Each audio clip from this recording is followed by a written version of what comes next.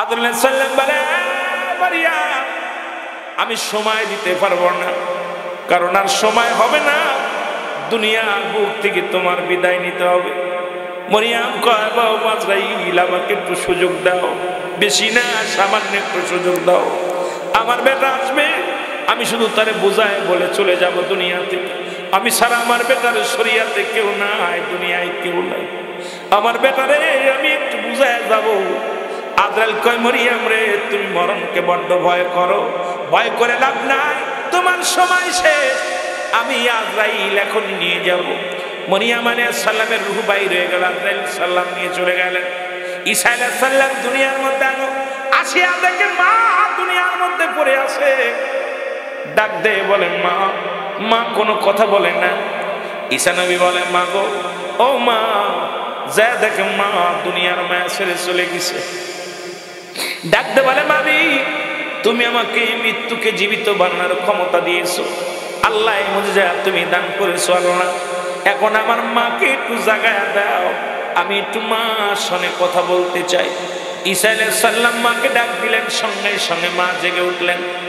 মা জাগা পর বলতেছি, সারে বাবা তুমি আইছো? কই মা আমি আইছি, তুমি আর নাই গো মা। মা বলে, বাবা ফল নিয়ে আইছো, ফল দাও।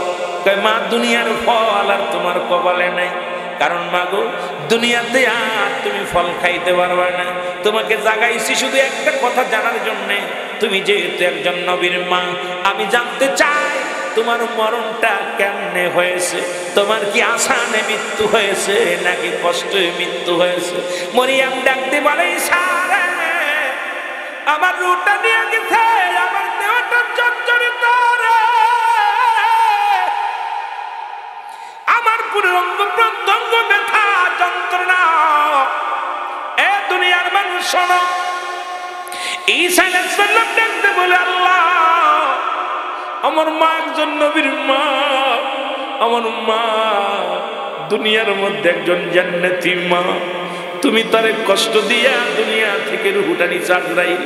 আল্লাহ কয়, যারে জিবরিল যা আমার নবীরে বুঝায় তার মার মৃত্যুটা কেমনে হয়েছে। আজরাইল আলাইহিস সালাম জিবরিল আমিন এসে বলে, হুজুর আমি আপনাদের সামনে হাজির, এ জিবরিল আমার মায়ের মৃত্যু হয়েছে কেমনে বলো।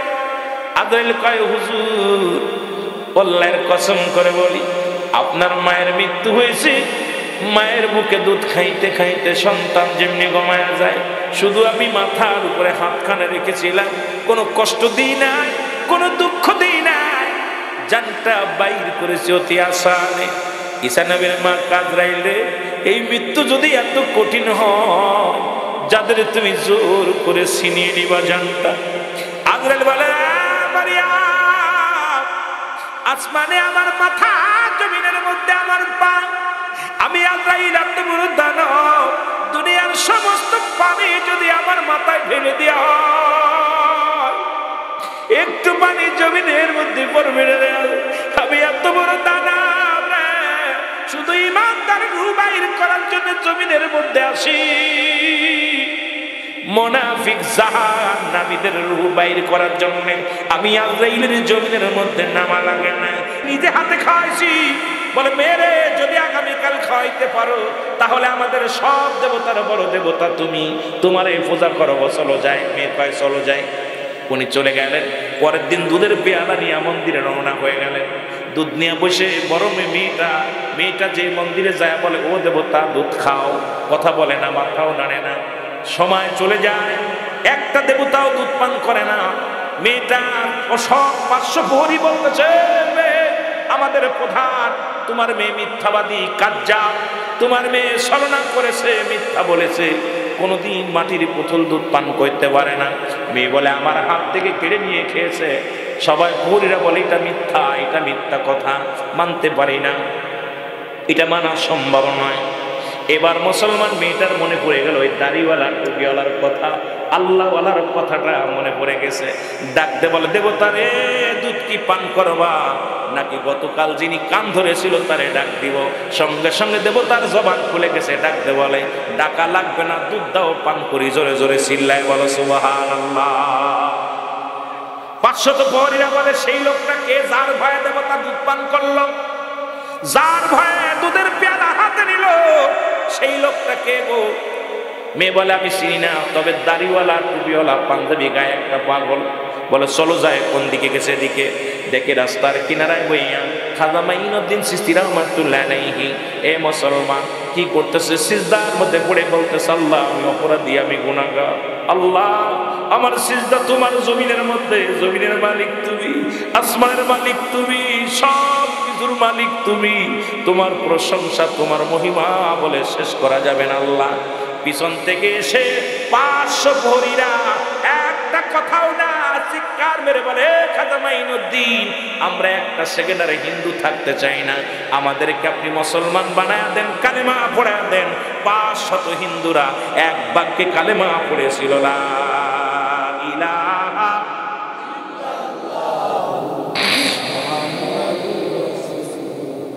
এখন আমার দেশে অসংখ্য পীর সাহেব আছে, কারোর দরবারে মুসলমানই হয় না। কত কোনাই কথা হয় না কেন? কারণ তারা দুনিয়াটাকে এমন ভাবে ধরছে, তারা দুনিয়ার মুখাপেক্ষী, কিন্তু আল্লাহর মুখাপেক্ষী নয়। আল্লাহর মুখাপেক্ষী যিনি, তার কথায় মানুষগুলো পাগল হয়ে যায়, তার কথা মতো সব কিছু চলে। রে মুসলমান শোনো, কারণ এই পৃথিবীর সমস্ত মাখলুকাত এ মুসলমান বানাইছে শুধু বান্দারে, এই বান্দার রাজত্ব দেওয়ার জন্য। এই বান্দা যদি বোঝে সেই মওলার রাজত্ব মানিয়া দুনিয়ার মধ্যে গোলামি করতে পারে, আল্লাহ রাব্বুল আলামিন ইজ্জত সম্মান সব বান্দারে দান করে। ধরে বলেন ঠিক কিনা? একটু মহব্বতের সঙ্গে দুরূদ শরীফ পড়েন আল্লাহুম্মা।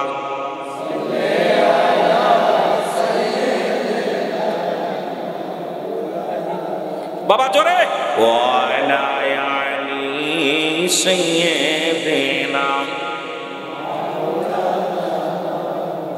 সুতরাং মুসলমান, আমি যে কথা বলতেছিলাম, এই কালেমা এত দাম, কালেমা পড়েছি লা ইলাহা, নাই কোন ইলাহ ইল্লাল্লাহু, এক আল্লাহ ছাড়া, মুহাম্মাদুর রাসূলুল্লাহ। এইটা কালেমা পড়া পর একদল মুনাফিক আছে। আল্লাহ কি কয়? আল্লাহ কমিনান নাস, এই মুনাফিক সব আল্লাহ কমিনান নাস, মানুষের মধ্যে কোনো তারা বলবে আমার না তার ঈমান আনছে বিল্লাহি, আল্লাহর প্রতি। একদল মুনাফিক আছে, তারা আল্লাহরে মানি, কত আল্লাহ মানি, খাওয়ায় কে, বাঁচায় কে, সবই মানে, কিন্তু ইমানটা দুর্বল। এমন দুর্বল আল্লাহ কয় কি কমিনান নাস, মানুষের মধ্যে কোনো তারা বলবে আমার না তার ঈমান আনছে বিল্লাহি, আল্লাহর প্রতি, অবিল আখিরাতের প্রতি বিশ্বাস স্থাপন করছে। আমার বিমুমিনিন, আল্লাহ বলেন মুমিন মুত্তাকিন তারা দাবি করবে মুমিন এবং মুত্তাকিন। জোরে বল আল্লাহু আকবার, আর একটু জোরে বল আল্লাহু আকবার। একদল আছে তারা ইমানদার মুমিন বলে দাবি করবে। আমার আল্লাহ কয় হাবিব রে, ওই সমস্ত মুনাফিকদের জন্য, কাফেরদের জন্য, ওদের জন্য প্রস্তুতি করে রাখলাম উইদ্দাতুল কাফিরিন। ওই কাফের বেঈমান মুনাফিকদের জন্য আমি আল্লাহ প্রস্তুতি করে রাখলাম 7টা জান্নাত। কয়টা মুনাফিকি করবি ধরা পড়বি, বেঈমানি করবি ধরা পড়বি, আল্লাহর সঙ্গে বাটপারি করবি ধরা পড়বি, রাসূলের সঙ্গে বাটপারি করবি ধরা পড়বি। মুনাফিকি যে করেছিল তৎকালীন জামানায়, এখনকার জামানায় অসংখ্য মানুষ মুনাফিকি করে। জোরে বলেন ঠিক কিনা? আপনার দলের লোক কি কন কথা কয় না? এক কাপ চার কাছে ইমান বিক্রি করি আমরা, বিশ্বাস করেন না? এক কাপ চার কাছে ইমান বিক্রি করে ফেলেছে। লম্বা ওয়াজ করতেছে, এখন বান্ডিল একটা ধরাই দিলে সকালবেলা বাইরে গান গাবান। যেরকম ঠিক কিনা? সামনে আসলে আসসালামু আলাইকুম, পিছনে গুলি হালা, কথা কই না? রাগ করেননি? এক দেশের গালি এক দেশের বলি। আপনাদের বগুড়ার কি ভাষা জানি না, তা আমাদের এক দেশের মাগুরা জেলার ভাষা আর এই জায়গার ভাষা এক না। যদিও কথা বলতে গেলে স্লিপ যদি করে ফেলি বিপদ, কথা কর বিপদ না। আল্লাহ কবুল করুক, সকলে বলেন আমিন। কষ্ট হচ্ছে আপনাদের? কষ্ট হচ্ছে? এটা জিকির করেন সুবহানাল্লাহ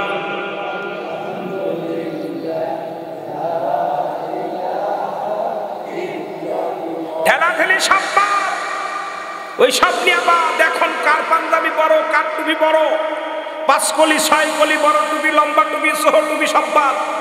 এখন ইসলামের স্বার্থে গান গাইতে হবে।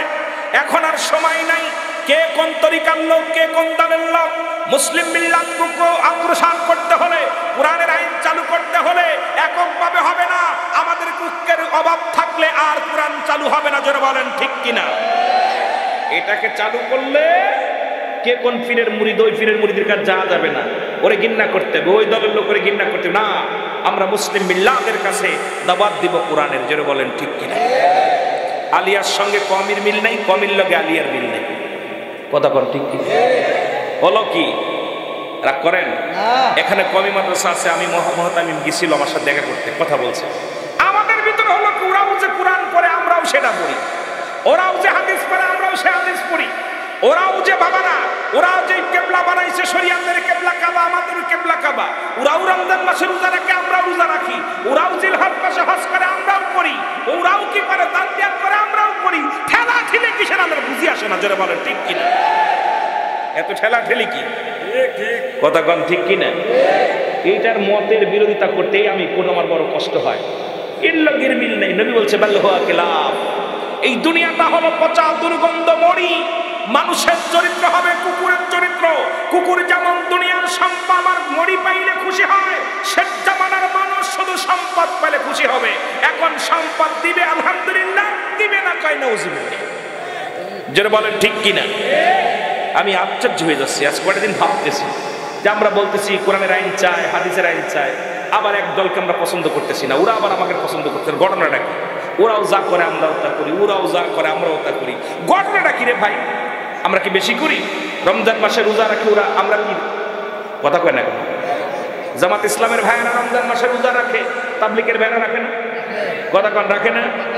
তাবলিগের ভাইয়েরা জিলহজ মাসে হজ করতে যায়, আপনার জিলকদ মাসে, জিলহজ মাসে কুরবানি করে। ওই 10 তারিখ থেকে 11, 12 এই যে কুরবানি 3 দিন ব্যাপী কুরবানি করে। সব মুসলমান ওইটা মানে। জোরে বলেন ঠিক কিনা? কথা বলেন ঠিক কিনা? শরিয়াতের কেবলা আমার কি? শরিয়াতের কেবলা কাবা, দুজানের কেবলা নবী, আর মোনাজাতের কেবলা আরশে আজিম, সবাই মানি। জোরে বলেন ঠিক কিনা? ঠেলা ঠেলি কি? ঠেলা ঠেলি কি? এই যে শুরু হলো গুতাগুতি। আমি চাই ঐক্যের কোনো অভাব নাই, কারণ ঐক্যের বিকল্প নাই।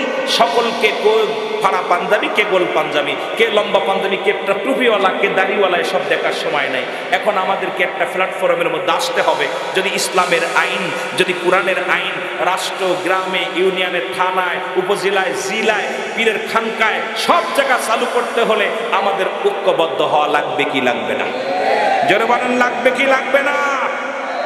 এখন মনের ভিতরে মনে মনে শেখ ফরিদ বগলে একই, মনে মনে শেখ ফরিদ বগলে একই। এই জন্য আমি সকলকে বলবো, আমার তরিকাপন্থী ভাইরা যারা আছে, আপনাদেরকে অনুরোধ করব, আমাদের অমুসলিমরা কখনো আমাদের বন্ধু না। আর আমাদের মুসলিমদের কাছে যাওয়া লাগে না। বাংলাদেশে 92% মুসলমান। এগুলো যদি একটা করে ভোট লাগে না, আমি মনে করি 24 ঘন্টা একটা এক নিঃশ্বাস কথা বলে, আমার বিশ্বাস কোরআনের আইন বাংলাদেশের ঘরে ঘরে চালু হয়ে যাবে। যারা বলেন ঠিক কিনা? কিসের দরকার? কত পার্সেন্ট? মিয়া কত পার্সেন্ট মুসলমান? কথা কয় না কেন? আরে 82-80% মুসলমান। আমাদের এখনো দাওয়াত দেওয়া লাগে নামাজে, এখনো দাওয়াত দেওয়া লাগে আপনার ইসলামের, এখনো দাওয়াত দেওয়া লাগে কোরআনের, এখনো দাওয়াত দেওয়া লাগে হাদিসের, এখনো দাওয়াত দেওয়া লাগে ইসলামী মানে ইহসানের, এখনো দাওয়াত দেওয়া লাগে কোথায়? শরীয়ত তরিকা থেকে মারফাতের, এখনো দাওয়াত দেওয়া লাগে পিতামাতার খেদমতের। এর চাইতে কলঙ্ক থাকতে পারে না। জোরে বলেন ঠিক কিনা? আসেন বিদাবেদ ভুলে যায়, আসেন বিদাবেদ ভুলে যাই। যে আপনারা লিল্লাহি তাকবীর দিলেন, আনন্দ লাগছে আমার। লিল্লাহি তাকবীর শব্দের অর্থ আল্লাহর জন্য তাকবীর দাও। আবার আমার ভাই, আমার আগের বক্তা, নারায়ে তাকবীর, নারায়ে তাকবীর উচ্চ আওয়াজে আল্লাহর জন্য তাকবীর, দুইটা শব্দ একই। একটা হলো উচ্চ আওয়াজে দাও, আরেকটা হলো আল্লাহর জন্য দাও। দুইটাই কিন্তু আল্লাহর জন্য। বুঝার অভাব। এখন উনি যদি কেউ লিল্লাহি তাকবীর দিলে মনে করে এটা মনে হয় জামাইতে, আর যেই কয় নারায়ে তাকবীর মনে হয় এটা মনে হয় ওয়াহিদা। যদি কোন ঠিক কিনা? এই যে মনের একটা হিংসা, কথা বলছেন, এইগুলো পরিত্যাগ করতে হবে। বড় কষ্ট লাগে, অর্থ জানে না, অর্থ বিষয়ে জ্ঞান নাই। জ্ঞান না থাকার কারণে উদ্ভট করছেন হুটভাট কথা, এগুলো চলবে না। জোরে বলেন ঠিক কিনা? একটু মহব্বতের সঙ্গে বলেন, ও মুসলমান দাঁড়াও দেখি, সাথে নিয়ে যাও কোরআন খানি বালাও। মুসলমান সাথে নিয়ে যাও কোরআন খানি বালাও। মুসলমান দাঁড়াও, সাথে নিয়ে যাও কোরআন খানি। এর গর্বে পাতে কঠিন দিনে কোরআনই হবে তোমার সঙ্গের সাথী। ও মুসলমান দাঁড়াও দেখি, সাথে নিয়ে যাও কোরআন খানি বালাও। মুসলমান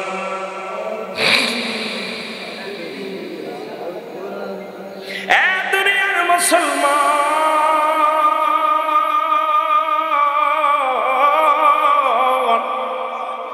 এই জীবন নয়, এমন একটা জীবন আসবে যে দেশে গেলে মানুষের বিচার হয়, যে দেশে গেলে মানুষের হিসাব হয়, যে দেশে গেলে মানুষ আর কোনোদিন ফিরে আসে না।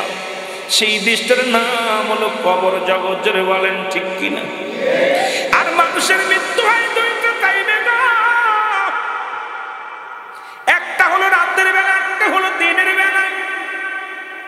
আল্লাহ দিন শুরু করেছে নামাজ দিয়া, রাতও শুরু করেছে নামাজ দিয়া। আমি আমার আলোচনার দিকে আগায়, তারপরে আবার যাবো দিকে সময় ফেলে। দিন শুরু করেছে আল্লাহ নামাজ দিয়া, রাত শুরু করেছে আমার আল্লাহ নামাজ দিয়া। দিনের শুরু হলো ফজর, বান্দারে 2 রাকাত সুন্নাত নামাজ তুমি আদায় করলা। নবীর পক্ষে যদি থাকতে হয় সুন্নাত মানা লাগবে কি লাগবে না? জোরে বলেন লাগবে কি লাগবে না? নবীর পক্ষের মানুষ যদি 3 বেলা দাড়ির মধ্যে শেপ লাগাও, নবীর কথা বললে চোখ দিয়ে পানি আসে, নবীর পক্ষের লোক বইলা দাবি করো। এর মুসলমান কত লোক দেখলাম আউলাদে রাসূল বইলা দাবি করে, 30 বার শেপ হয়, সে আবার কেমনে আউলাদে রাসূল হয়? জোরে বলেন ঠিক কিনা?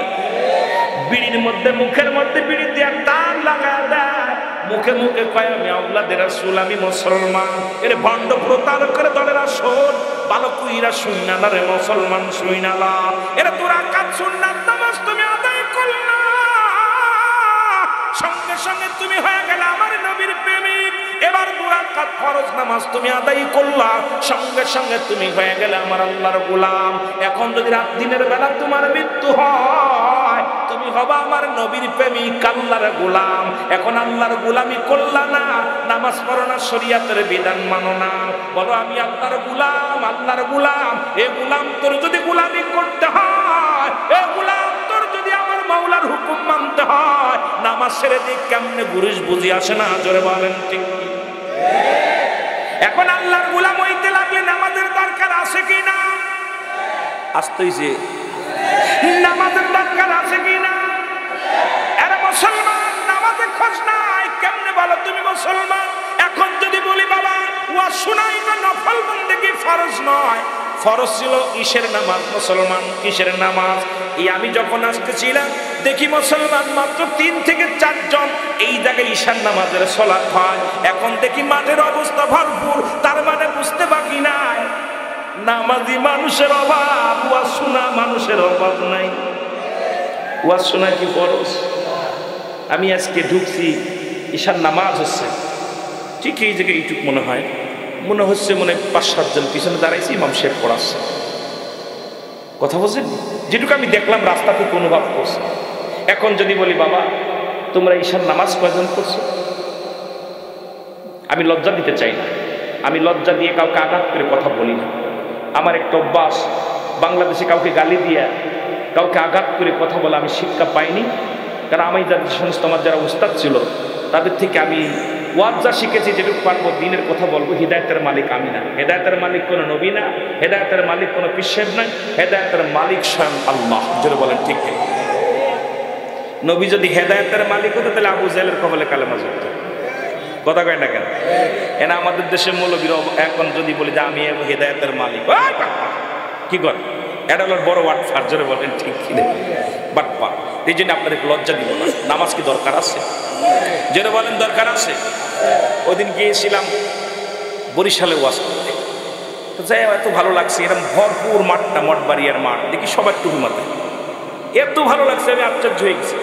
আমি বলছি ভাই নামাজের সংখ্যা দেখি মাশাল্লাহ প্রায় 90% উপরে নামাজ, মজা লাগছে। তাহা তুষার 10% দেখি মাথা নিচে করে নিয়েছে।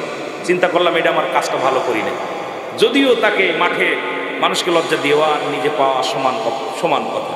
আমাকে আল্লাহ মাইক দিছে, কথা বলতেছি তাই বলে আরেকজনকে লজ্জা দেওয়া না। বাবা আমরা মুসলমান হিসেবে দাবি করতে হলে নামাজ একমাত্র কাফের এবং মুসলমানদের মধ্যে পার্থক্য হলো নামাজ। যেটা বলেন ঠিক কিনা? কাফের নামাজ ছাড়ে, মুসলমানরা নামাজ ধরে। যেটা বলেন ঠিক কিনা? দুনিয়ার মুসলমান বাবির মনোযোগ, দিনের বেলা তোমার মৃত্যু হয় না, রাতের বেলা তোমার মরণ হবে, এর মধ্যে কোনো সন্দেহ নাই। রাতের শুরু হলো বান্দা মাগরিব, 3 রাকাত ফরজ নামাজ তুমি আদায় করলা, তুমি হয়ে গেলে আমার আল্লাহর গোলাম। আমরা কত নেতার গোলাম হয়ে গেছি, নেতার অনুকরণ করি, কত পীর সাহেবের নেতার বানাইয়া অনুকরণ করি, নেতার হুকুমে সারা দিন দাঁড়ায় থাকি, নেতার হুকুমে মানুষকে খুন করি, নেতায় যা বলে এটা মানতে চাইয়া কত মানুষকে খুন করে। জোরে বলেন ঠিক কিনা? ওরে নেতারে খুশি করতে চাইয়া কত কি করি, কিন্তু আল্লাহরে খুশি করার দরকার আছে কি না? নেতারে খুশি করতে, চেয়ারম্যান মেম্বারে এমপিরে খুশি করতে যায় কত লোক মেরে হয়েছে, মন্ত্রীরে খুশি করতে যায়। এই যে 5 জুলাই কত মানুষ আহা কি করছে, শোয়া ফেলছে। আমার মাগুরা তো 11 জনরে মারছে, 11 জনরে শহীদ করেছে, কিন্তু দেখলাম লিস্টে দিয়েছে 4 জন। আমার বাড়ির কাছে গোলাম রাব্বি, এত ভালো ছেলেটা 5 ওয়াক্ত নামাজ ছিল, ইমানদার, সে মনে করছে ওরে মারবে না, ও আগায় গেছে। গোলাম রাব্বি উনি ছিল যুব ফ্রন্টের সভাপতি, আপনার ওই বিএনপি, আমার বাড়ির পাশের বাড়িটা। 5 ওয়াক্ত নামাজ জামাতের সাথে পড়ে, এত ভালো ছেলে। উনি গেছে গুলি পাশে করছে। আরে আমার প্রশাসনের ভাইরা, গোলাম তোমরা মানুষ হত্যা করছো, এখন আইন মানছো ঠিক আছে, কিন্তু মারতে যে এমনও কিছু করছো, এখন রাস্তায় দিনের বেলা একটা প্রশাসন পাই না, বড় কষ্টের মধ্যে আছে আমরা। যেটা বলেন ঠিক কিনা? কালকে দেখলাম 30,000 প্রশাসন, 30,000 পুলিশ এখনো জয়েন্ট করে নাই থানায়, 30,000 পুলিশ এখনো থানায় জয়েন্ট করে না। তাদেরকে আজকে আইন উপদেষ্টা মন্ত্রী উনি বলছে যে আমরা এই সপ্তাহের মধ্যে এদেরকে সন্ত্রাসী আখ্যায়িত মামলা দেওয়া হবে। এখন আমরা আছি বিপদের মধ্যে। তাহলে কত বড় অপরাধ করলে একজন প্রশাসন পালায় যায়, এটা দুঃখজনক। এটা আমি আপনি বলতেছি না, আমি কাউকে আঘাত করে বলতেছি না, বোঝানোর জন্য বলতেছি। রাগ করতেছেন কেউ? আমি আমলিকেরও না, বিএনপিরও না, আপনাদেরও না, আমি আল্লাহ। জোরে বলেন ঠিক কিনা? আমি আল্লাহর কথা বলতেছি, রাসূলের কথা বলতে এসেছি। দুনিয়ার মুসলমান গভীর মনোযোগ, এখন এবার 2 রাকাত সুন্নাত নামাজ তুমি আদায় করলা, সঙ্গে সঙ্গে হয়ে গেল তুমি রাসূলের প্রেমিক। এখন যদি রাতের মধ্যে মৃত্যু হয়, তোমার মৃত্যুটা হবে একজন আল্লাহর রাসূলের প্রেমিক এবং আল্লাহর গোলাম হিসেবে। তোমার জীবন ধন্য। জোরে জোরে চিল্লায় বলেন সুবহানাল্লাহু আকবার।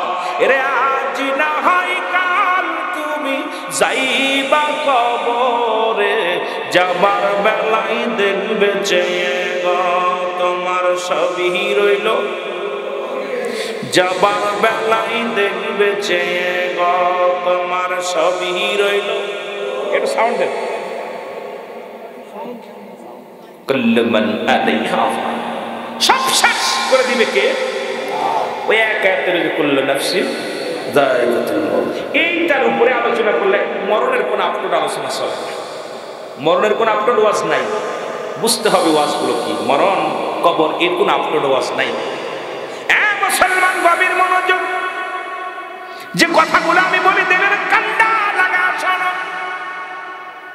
পৃথিবীর মধ্যে সারা সিরিয়াল আছে, যার কোন সিরিয়াল নাই। দেখা যায় সন্তানের কাঁধে বাবার লাশ, বাবার কাঁধে সন্তানের লাশ, ভাইয়ের কাঁধে ভাইয়ের লাশ। এই দুনিয়ার মধ্যে দাদা জিন্দা, নাতি নাই, নাতি জিন্দা, দাদা নাই। কে কখন চলে যাবে কেউ বলতে পারি না। ওরা মৃত্যুর কথা বলতে যাইয়া আল্লামা মুফতি আমজাদ আলী সাহেব একটা কিতাব লেখলেন, কিতাবের নাম বারে শরিয়াত। এই কিতাবের মধ্যে লিখতে যা বললেন, দুনিয়ার মানুষ আমরা যে মৃত্যুগুলো দেখি দুনিয়ার মুসলমান, এই মৃত্যুটা হলো 70টা তাজা উটের গায়ের চামড়া জবাই না করিয়া উল্টো দিকে টান দিয়ে লবণ আর মরিচ লাগা দিলে যতটুকু যন্ত্রণা হয়,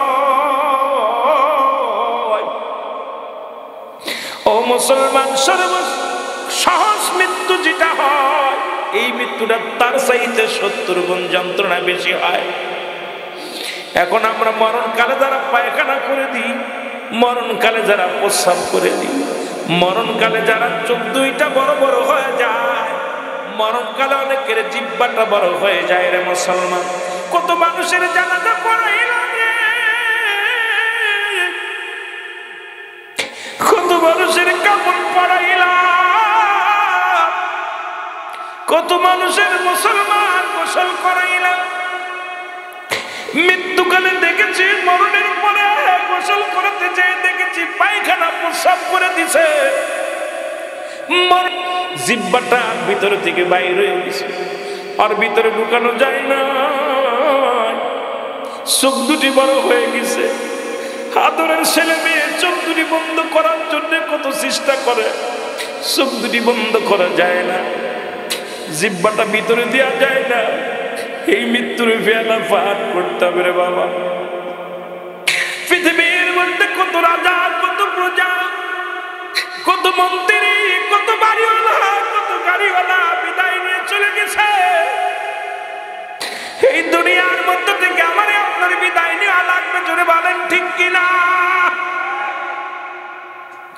সৎ ইমানদারের মৃত্যু হয় কেমনে রে মুসলমান? শোনো,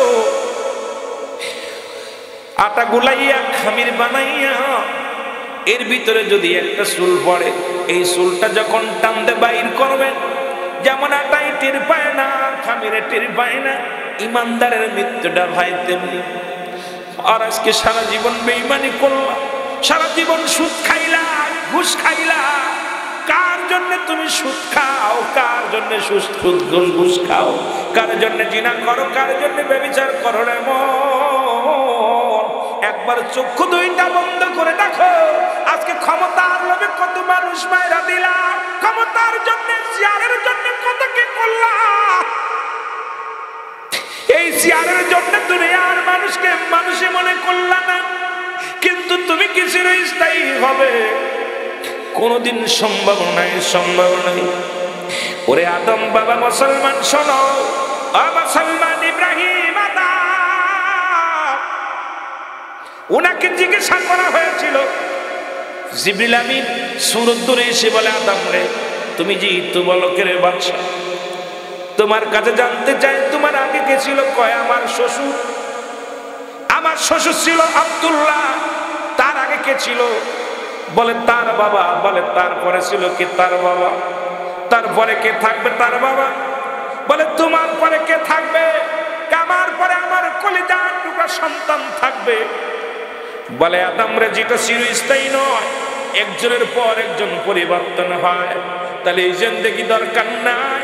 তুমি এমন একটা জিন্দেগি করো, এমন একটা জীবন করো, যে জীবনে গেলে শান্তি আর শান্তি চিরস্থায়ী হবে, সেই জীবনের চিন্তা করো।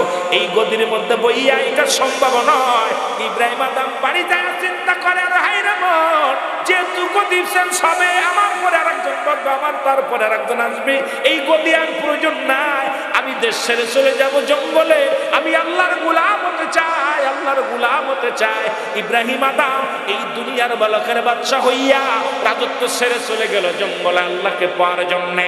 আর আমরা এখন দুনিয়া খোঁজার জন্যে নামাজ ছেড়ে দিই, দুনিয়া খোঁজার জন্য হজ ছেড়ে দিই, দুনিয়া খোঁজার জন্য ইবাদত ছেড়ে দিই, দুনিয়া খোঁজার জন্য হারামকে ধরতেছি রে মুসলমান, হালালকে ছেড়ে দিতেছি। দুনিয়ার জিন্দেগির প্রেমে পড়িয়া সব কিছু ত্যাগ করে দিছি শুধুমাত্র দুদিনের দুনিয়ার জন্য। জোরে জোরে বলেন ঠিক কিনা? এ তো সহজ না বাবা। আমি যে কথা বলতেছিলাম, এই মৃত্যুর যন্ত্রণার কথা বলতেছিলাম,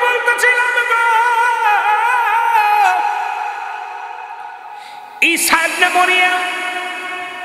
মরিয়ম আলাইহিস সালাম মা সন্তানকে ডাকতে বলে, বাবা ঈসা, তুমি আমার দুনিয়ার কিছু ফল এনে দাও। উনি ফল আনলেন। এই ফল আনার জন্য যখন রওনা দিলেন, এসে দেখে মা দুনিয়ার মধ্যে নাই। আজরাইল আলাইহিস সালাম হাজির হয়ে গেছে ঈসা আলাইহিস সালামের মায়ের কাছে। মা মরিয়ম আলাইহিস সালামের কাছে চলে আসছে, সালাম দেয়, আসসালামু আলাইকুম মরিয়ম। মরিয়ম কয়, আলাইকুম আসসালাম। কে গো তুমি? বলে, আমি আজরাইল। বলে, কিসের জন্য আসছেন? বলে, আপনার রূহটা নেওয়ার জন্য আসছি।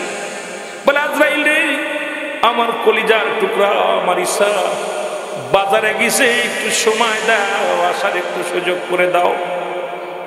আসবে, আমি মা দুঃখিনী মা, কয়েকটা কথা বলবো আমার সন্তানের সাথে, একটু সুযোগ দাও। আদর আলাইহিস সালাম বলে, মারিয়াম, আমি সময় দিতে পারবো না, কারণ আর সময় হবে না, দুনিয়ার বুক থেকে তোমার বিদায় নিতে হবে। মরিয়ম কয়, বাবা আজরাইল, আমাকে একটু সুযোগ দাও, বেশি না, সামান্য একটু সুযোগ দাও। আমার বেটা আসবে, আমি শুধু তারে বুঝায় বলে চলে যাব দুনিয়া থেকে। আমি ছাড়া আমার বেটার শরিয়াতে কেউ নাই, দুনিয়ায় কেউ নাই। আমার বেটারে আমি একটু বুঝায় যাব। আজরাইল কয়, মরিয়ম রে, তুমি মরণকে বড্ড ভয় করো, ভয় করে লাভ নাই, তোমার সময় শেষ। আমি আজরাইল এখন নিয়ে যাব। মরিয়ম আলাইহিস সালামের রূহ বাইর হয়ে গেল, আজরাইল সালাম নিয়ে চলে গেলেন। ঈসা আলাইহিস সালাম দুনিয়ার মধ্যে আসিয়া দেখে মা দুনিয়ার মধ্যে পড়ে আছে। ডাক দেয়, বলে, মা। মা কোনো কথা বলে না। ঈসা নবী বলে, মা গো, ও মা, যা দেখে মা দুনিয়ার মায়া ছেড়ে চলে গেছে। ডাক দে, বলে, মারি, তুমি আমাকে মৃত্যুকে জীবিত বানানোর ক্ষমতা দিয়েছো, আল্লাহ এই মুজিজা তুমি দান করেছো আল্লাহ। এখন আমার মাকে একটু জাগায়া দাও, আমি একটু মার সঙ্গে কথা বলতে চাই। ঈসা আলাইহিস সালাম মাকে ডাক দিলেন, সঙ্গে সঙ্গে মা জেগে উঠলেন। মা জাগা পর বলতেছি, সারে বাবা তুমি আইছো? কই, মা আমি আইছি, তুমি আর নাই গো মা। মা বলে, বাবা ফল নিয়ে আইছো, ফল দাও। কই, মা দুনিয়ার ফল আর তোমার কপালে নাই, কারণ মা গো দুনিয়াতে আর তুমি ফল খাইতে পারবে না। তোমাকে জাগাইছি শুধু একটা কথা জানার জন্য, তুমি যেহেতু একজন নবীর মা, আমি জানতে চাই তোমার মরণটা কেমনে হয়েছে, তোমার কি আসানে মৃত্যু হয়েছে নাকি কষ্টে মৃত্যু হয়েছে? মরিয়ম ডাকতে বলে, ঈসা রে, আমার রূহটা নিয়ে গেছে, আমার দেহটা জর্জরিত রে, আমার পুরো অঙ্গ প্রত্যঙ্গ ব্যথা যন্ত্রণা। এ দুনিয়ার মানুষ শোনো। ঈসা আলাইহিস সালাম ডাকতে বলে, আল্লাহ, আমার মা একজন নবীর মা, আমার মা দুনিয়ার মধ্যে একজন জান্নাতি মা, তুমি তারে কষ্ট দিয়া দুনিয়া থেকে রূহটা নিয়ে আজরাইল। আল্লাহ কয়, যারে জিবরিল যা আমার নবীরে বুঝায় তার মার মৃত্যুটা কেমনে হয়েছে। আদর আলাইহিস সালাম জিবরিল আমিন এসে বলে, হুজুর আমি আপনাদের সামনে হাজির। জিবরিল, আমার মায়ের মৃত্যু হয়েছে কেমনে বলো? আদরাইল কয়, হুজুর আল্লাহর কসম করে বলি, আপনার মায়ের মৃত্যু হয়েছে, মায়ের বুকে দুধ খাইতে খাইতে সন্তান যেমনি ঘুমায়া যায়, শুধু আমি মাথার উপরে হাতখানে রেখেছিলাম, কোনো কষ্ট দিই নাই, কোনো দুঃখ দিই নাই, জানটা বাইর করেছে অতি আসানে। ঈসা নবীর মা আজরাইল রে, এই মৃত্যু যদি এত কঠিন হয়, যাদের তুমি জোর করে ছিনিয়ে নিবা জানটা। আজরাইল বলে, মারিয়াম, আসমানে আমার মাথা, জমিনের মধ্যে আমার পা, আমি আজরাইল এত বড় দানব, দুনিয়ার সমস্ত পানি যদি আমার মাথায় ঢেলে দেওয়া হয়, একটু পানি জমিনের মধ্যে পড়বে না। আমি এত বড় দানব, শুধু ইমানদার রূহ বাইর করার জন্য জমিনের মধ্যে আসি, মুনাফিক জাহান্নামীদের রূহ বাইর করার জন্য আমি আজরাইলের জমিনের মধ্যে নামা লাগে না। আমি আমি আসমান থেকে এমন একটা উকি মারি, এমন একটা ধমক দিই, রুহটা বাইর হয়ে যায়, কলিজাটা ফেটে যায়, চোখটা বড় হয়ে যায়, জিহ্বা বাইর হয়ে যায়, পায়খানা করে দেয়। আমি আজরাইলের ধমকের সঙ্গে সঙ্গে এই দুনিয়ার কলিজাটা ফেটে রুহটা বাইর হয়ে চলে আসে। জোরে বলা যাবে আল্লাহু আকবার। বন্ধু, সেই মরণের পেয়ালা পান করতে হবে। জোরে বলেন ঠিক কিনা? আর একটু জোরে বলেন ঠিক কিনা? আমার মরণ আসিবে কখন কেউ তো জানি না। আমার মরণ, আরো জোরে বলেন, আমার মরণ আসিবে কখন কেউ তো জানি না। এই আমি চলে যাব, আমায় তোমরা ভুইলা যাইও না। আমি চলে যাব, আরো জোরে বলেন, আমি চলে যাব, আমায় তোমরা ভুইলা যাইও না। আমার মরণ আসিবে, আরো জোরে বলেন, আমার মরণ আসিবে। টাকা পয়সা দালান কোটাও যাহা করেছি, সব কিছু ফেলাইয়া একাই চলেছি। আমি টাকা পয়সা দালান কোঠা যাহা করেছি, সব কিছু ফেলাইয়া একা চলেছি। আমি যাবার বেলায় ভেবে দেখি আমার কেহ নাই, বলো যাবার বেলায় ভেবে দেখি আমার মরণ। আরো জোরে বলেন, আমার মরণ। এই পৃথিবী চিরদিন থাকার জায়গা নয়, অন্ধকার কবর যে তোমার আসল ঠিকানা। রে মানুষ, অন্ধকার কবর যে তোমার, ঠিক কিনা? কুল্লু মান আলাইহা শেষ। আল্লাহ কয়, বান্দা এই জমিনটা আমি রাখবো না রে, এই জমিনটা আমি চূর্ণ বিচ্ছিন্ন করে দেব। এই জমিনের মধ্যে যত মাটি আছে, মাটিগুলো পুড়ে হয়ে যাবে তামা। ও মস্তান সাহেব শোনো, মেম্বার সাহেব শোনো, চেয়ারম্যান সাহেব শোনো, এমপি সাহেব শোনো, মন্ত্রী সাহেব শোনো, নেতারা শোনো, নেত্রীরা শোনো। আল্লাহর ঘোষণা কি? আল্লাহ কয়, বান্দা এই জমিনটা আমি চূর্ণ বিচ্ছিন্ন করে দিব। কোরআন কি বলে ভালো করে শুনে নাও রে মুসলমান, শোনো। কোরআন বলতেছো, বান্দা শোনো, এই জমিনটা আমার আল্লাহ চূর্ণ বিচ্ছিন্ন করে দিবে। এই জমিনের মাটিগুলো পুড়াইয়া আমার আল্লাহ তামা বানাইয়া দিবে। জমিনে যত পানি আছে সব পানিগুলো পুড়ে হয়ে যাবে ছাই, জমিনটা পুড়ে হয়ে যাবে তামা। যেদিন কিচ্ছু বলতে কিচ্ছু থাকবে না, সেদিন থাকবে শুধু আমার আল্লাহ। এই জন্য গোলামি করব কার? আসতে না জোরে, দাসত্ব করব কার? আসতে আছে, এগুলো জোরে হবে না, আসতে হবে। গোলামি করব কার? দাসত্ব করব কার? আইন মানব কার? এরে মুসলমান, সব কিছুর মালিক কে? আরো জোরে বলেন কে? আজকে আমি মাঝে মাঝেই বলি আলোচনার মধ্যে, তুমি সুদ খাইয়া সম্পদ করলা, ঘুষ খাইয়া সম্পদ করলা, পরের জমি দখল কইরা নিলাম, পরের হাওর বিল দখল কইরা তুমি সম্পদ কইরা নিলাম। এই দুনিয়ার সম্পদ খাবে লোকে, তোমার দেহ খাবে পোকে। একবার মরে দেখ না, মজাটা আছে রে মুসলমান। একবার চক্ষু দুইটা বন্ধ করে দেখ, এই দুনিয়ার সম্পদ লোকে খায়া নিবে, তোর ছেলে ভাগ করে নিবে, মেয়ে ভাগ করে নিবে, বিবি ভাগ করে নিবে। এই দুনিয়ার সম্পদ নিয়ে মারামারি হাঙ্গামা লাগবে রে। গত মাসে দেখেছিলাম মুসলমান, বাংলাদেশের মুসলমান শোনো, বাংলাদেশের কোথায় বিশাল একজন আইনজীবী, কোথায় মুসলমান সুপ্রিম কোর্টের আইনজীবী, উনি 10 তলা বাড়ি করেছে। আজকে 3টা ছেলে লন্ডন আমেরিকা আমেরিকার জমিনে বৃদ্ধাশ্রমে যাইয়া কান্দের কয়, ও আমার আল্লাহ, আজকে আমি এত টাকা উপার্জন করলাম, একটা ছেলে মানুষ করতে পারি নাই, আলেম বানাতে পারি নাই।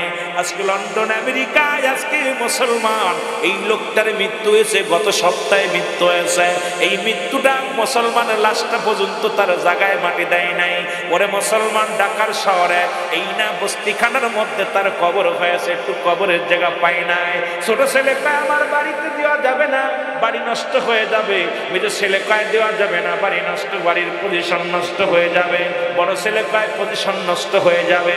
যাদের জন্য তুমি মুসলমান শুইনা নাও, যাদের জন্য তুমি এত অন্যায় করলা, এরে ঘুষ না দিলে তুমি উকিল কথা বলো না, তুমি ঘুষ না দিলে চেয়ারের মধ্যে তুমি কত টাকা খাইয়া আইন পরিবর্তন করেছো, কত টাকা খাইয়া মানুষের বিরুদ্ধে তুমি মামলা লড়েছ, কত টাকা খাইয়া মানুষের ফাঁসির রায় দিয়েছ।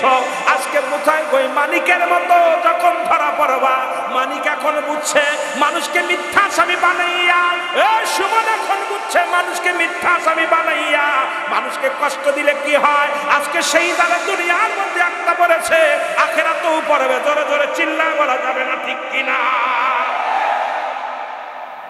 কষ্ট হচ্ছে, গালি দিতে চাই না, কষ্টের কথা বলতেছে। আহা, মানিক বিচারপতি কত বিচার করছে, আরে বা আমার কাল্যা আমার মতো, ঠিক না? কত বিচার করছে। বেড়া এখন আমি ভুলই করছি, সাজা হচ্ছে। এগুলো যদি না করতাম রে, বলছে আমি করি নাই, উপর থেকে চাপ ছিল। উপর থেকে কে চাপ দিল তোরে? উপর মহলের চাপে আমি করছি। রাতকে দিন করেছো, দিনকে রাত করেছো। আল্লাহর মা, আল্লাহ ছাড় দেয়, ছেড়ে দেয় না, সময়ের দরকার। জোরে বলেন ঠিক কিনা?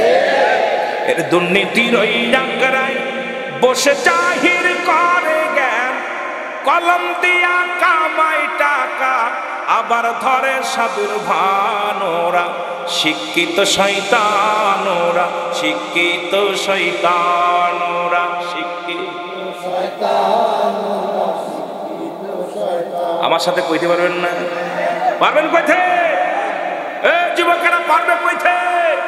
এর দুর্নীতির ওই ডাঙ্গরায় বসে জাহির করে জ্ঞান। বলো দুর্নীতির ওই আগ্রায় বসে জাহির, এর কলম দিয়া কামাই টাকা, কলম দিয়া কামাই টাকা, আবার ধরে সাধুর ভান। ওরা শিক্ষিত, আরো জোরে বলেন, ওরা শিক্ষিত শয়তান। ওরা ওরা হলো জাতির নাকি মহামারী মহাতাপ, ফাইলে কলম ঠাকাইয়া চালাই ওরা নির্যাতন। আমার দেশের কত বেকার ঘুরে বেড়াচ্ছে, 60,000 ভারতের মানুষের চাকরি হয় এক প্রশাসনের মধ্যে। জোরে বলেন ঠিক কিনা? অথচ আমার ভাই বেকার, আমার ভাই বন্ধু কত চাচা বেকার, লেখাপড়ার ডিগ্রি নিয়ে ঘুরে বেড়াচ্ছে। ওরা টাকা ছাড়া চাকরি হয় নাই, যদিও তারপরে মামা খালু হওয়া লাগছে। জোরে বলেন ঠিক কিনা? ওরা নাকি জাতির নাকি মহামারী মহাতাপ, ফাইলে কলম ঠাকাইয়া চালাই ওরা নির্যাতন। ঘুষের টাকায় ওদের ভুড়ি, ঘুষের টাকায় ওদের ভুড়ি করে যে টান টান। ওরা শিক্ষিত, আসতে কইবেন না, জোরে কইবেন, ওরা শিক্ষিত শয়তান। ওরা আবার স্কুল কলেজের দিকটা ভাই দেখো না, চোখ মেলিয়া মেয়েরা সব পয়সারিয়া আছে শুধু প্রেম লইয়া। ঠিক কিনা? ঠিক কিনা? ঠিক কিনা? খালি আর যোগ বি, বি যোগ বি, পাইলেও কি যোগের মধ্যে। জোরে কন ঠিক কিনা? এই রে যোগ, এই যে এখানে হাই স্কুল আছে, দেখবেন প্রতিটা রুমে রুমে খালি যোগ আর যোগ, যোগ প্লাস, খালি যোগ যোগ। জোরে বলেন ঠিক? বিশ্বাস হয় না আপনাদের? গাছের মধ্যে প্লাস, গাছের মধ্যে যোগ লেখা কয় আর যোগ বি, বি যোগ সি। আমরা পারি না কিছু বুঝতে, কয় হুজুরি ডেকে কয় বিতে বাবু, বিতে বিথি। জোরে খান কথা বুঝেন?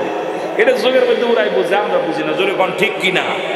আবার স্কুল কলেজের দিকটা ভাই দেখো না, চোখ মেলিয়া ছেলেরা সব পয়সারিয়া আছে শুধু প্রেম লইয়া। আরে অসুবিধা তার সঙ্গের সাথী, অস্ত্র যে তার সঙ্গের সাথী, হইতেছে মস্তান। ওরা শিক্ষিত শয়তান, ওরা শিক্ষিত শয়তান, ওরা বিশ্বাস করবেন না, এই যে কিছুদিন আগে হলগুলো তল্লাশি করছে না, আমি আশ্চর্য হয়ে গেছি। একটা বই খাতা পাই না, খালি হকি স্টিক, রাইফেল, পিস্তল, কতক্ষণ দাম দাম, যেরকম ঠিকই না ভাই। সোনার ছেলেরা এর হাতে একটা বই কত মানে খল খুইলা খুইলা খালি দেখে মাল, আর এই ঘটনাটা কি রে, আমি তো আশ্চর্য হয়ে গেলাম। এরা কি এইগুলোর পড়া লেখা, স্যারেরা কি এইগুলো ট্রেনিং দিছিল? এই রামদা, এই আপনারা দেখছেন না মিথ্যা না সত্য?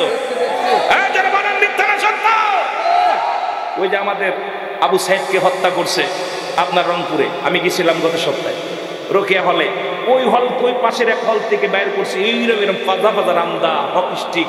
আর এই যে মানে কি ওনাদের অফিস ছিল। আমি অফিস তো চা প্যান্ডেল, চা থাকবো, কফি থাকবো, কিছু খাতা টাতা থাকবো, লেখাপড়া হয়তো জ্ঞান অর্জন করার জন্য কিছু বই থাকবো, দার্শনিকের বই। কারণ অ্যারিস্টটল, সক্রেটিস বই লেখা বলছে নট আই সেলফ, নিজেকে নিজে চিন্তা মানার ফন্নাস, তাই নিজের নিজে চিনার জন্য হয়তো অফিসে বসে, স্পেশাল বসে কিছু পাওয়ার জন্য।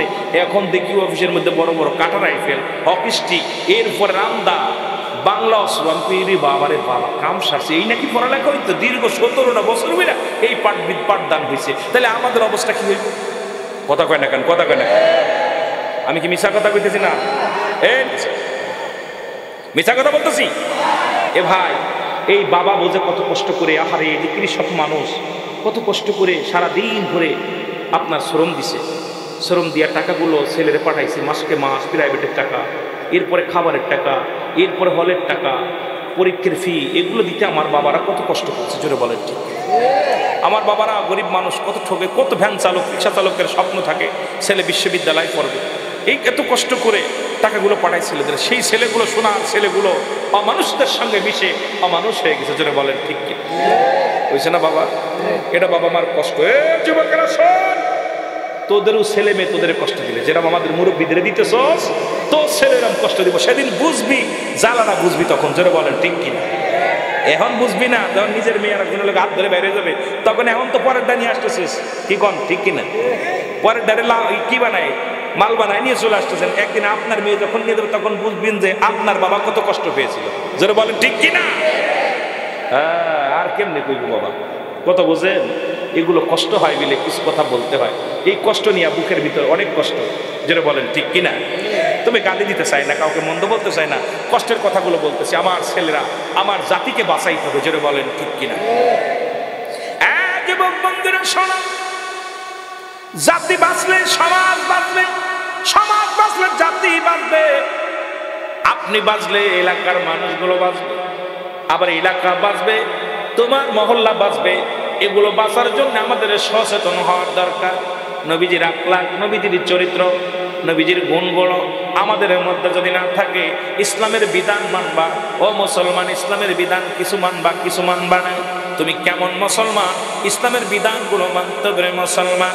এই বিধান যদি না মেনে চলে যাও, মরণের ভয়। রাসূলুল্লাহর এক সাহাবীর কথা আমার মনে পড়ে গেল। এক যুবক